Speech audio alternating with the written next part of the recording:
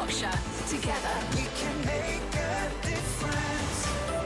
BBC Radio Berkshire.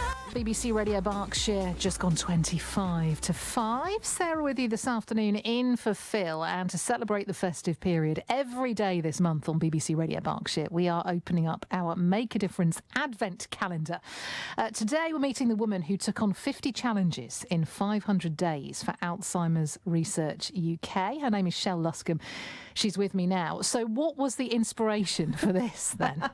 Hi Sarah, thanks for having me in today. So my inspiration, been on a really difficult journey with both parents with dementia.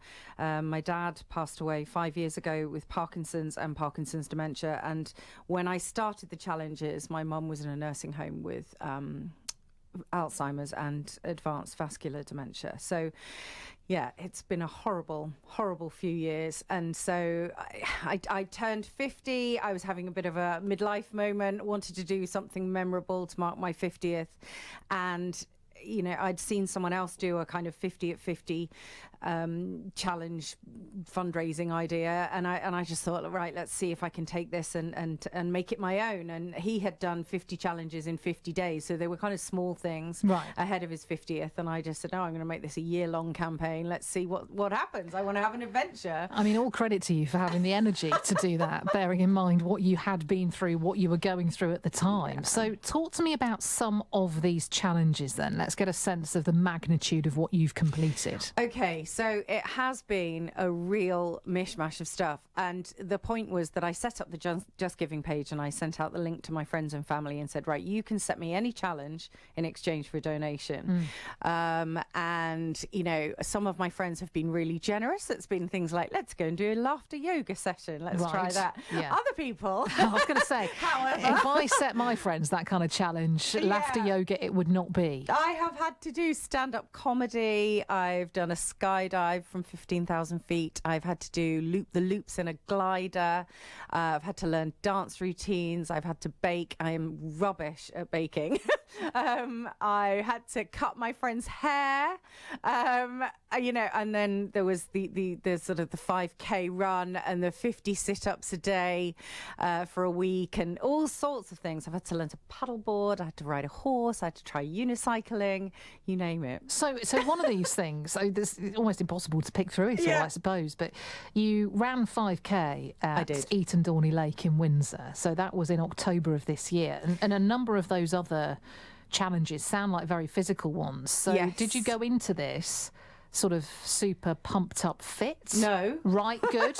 You're sitting opposite me. You could see I'm a bit curvy. I'm cuddly, you know. So and really fitness was not top of my agenda. But I've had to kind of apply myself to lots of different things. With the 5K run, the friend who set me that challenge lives in Maidenhead actually, and he was running the virtual marathon last year, so October last year, and he said, sort of, right, I'm going to set you a challenge to do the Couch to 5K program. And I honestly, if you told me prior to that I would be running, I would never have believed you. I just don't have the physique for a runner. I've never been interested in running. The bizarre thing is, though, here I am now, having completed the 5K. I'm still only halfway through the 5K at the Couch to 5K program, which is a bit random, but I still managed to run the 5K.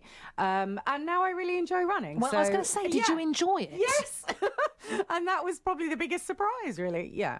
And actually, that's the challenge I'm most proud of. If I look back, you know, people say to me, what was your favourite challenge? I can't pick a favourite, but I've done so many different things. And then I can tell you the one that was scariest, the one that was the most challenging, technically, the one that was silliest, you know. But the one I'm most proud of is the run.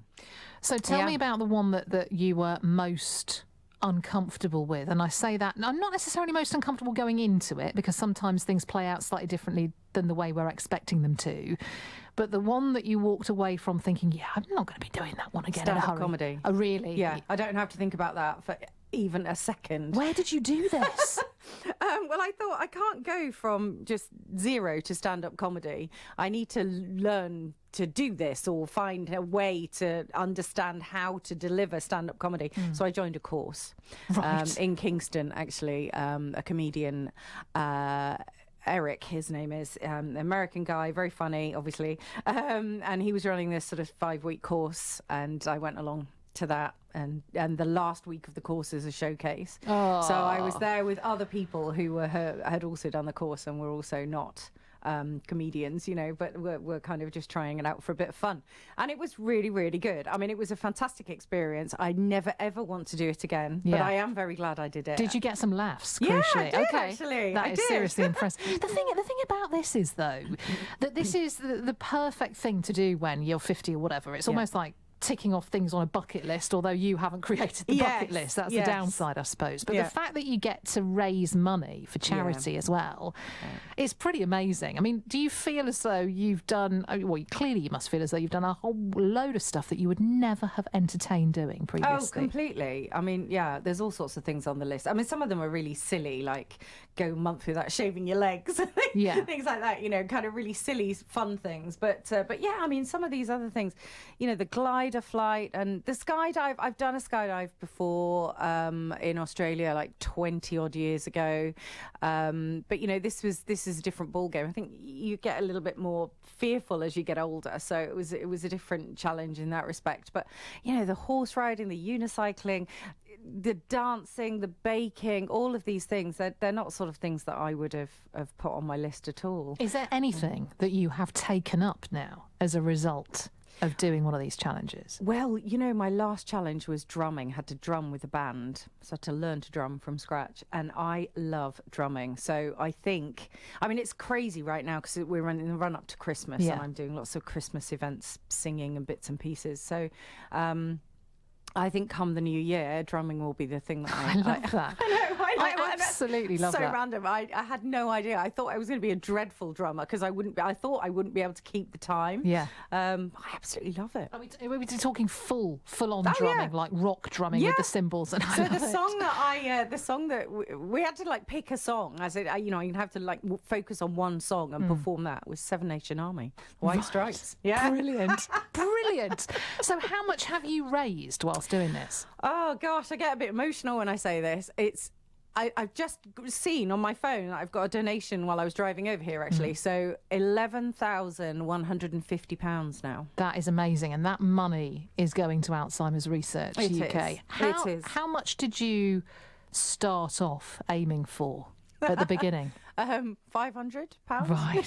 I think the first few challenges, people said, "Oh, do a 24-hour fast," and I had to ask someone out on a date and things like that, and it was sort of a tenner a challenge. So I thought, well, £500 sounds about right, And then it soon went past the 500 when people were donating sort of 50 quid and 100 quid, and I was thinking, oh gosh, okay, well, let's put this up to five grand.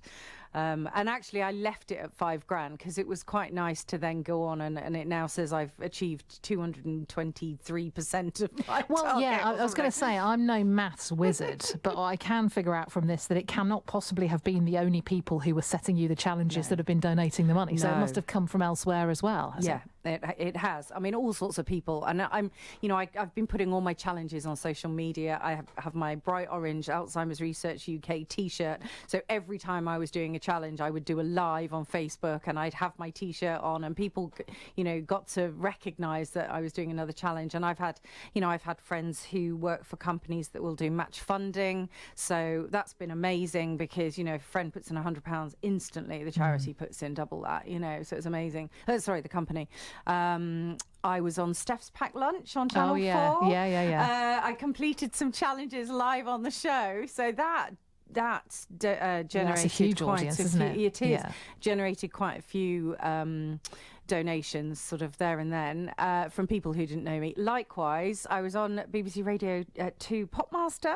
Really? Did you answer the questions? I did. How did you do? I didn't win. My score was 15, which I was actually I think quite that's pleased pretty good. That's quite pleased with. Yeah. But that generated over £1,000 in donations from people who just happened to hear me on the radio. And of course, I got to tell my story. Yeah. Ken was on holiday at the time, so you didn't get the dulcet tones of Ken Bruce. Not. I got Never Gary mind. Davis instead. Well, he's a decent replacement. So if anyone wants to find out a little bit more about this, where can they find the JustGiving page? Okay, so it's JustGiving. .com, and then I think if they search for either Shelle Luscombe or Shelle Luscombe, SHELLE, and Raising Money for Alzheimer's Research UK, it's the URL's a bit long-winded, so it's just, but they know who to search for. If they anyway, can look for Shelle Luscombe, they'll find. Shelle Luscombe official is my official URL. So right. I love the fact you've got official in there as well. Listen, I've got to move on, but lovely to meet you. Thank you so much for coming in, and what an achievement that is. That's Shelle Luscombe on BBC Radio Berkshire. It's just gone 5:15. BBC Radio Berkshire.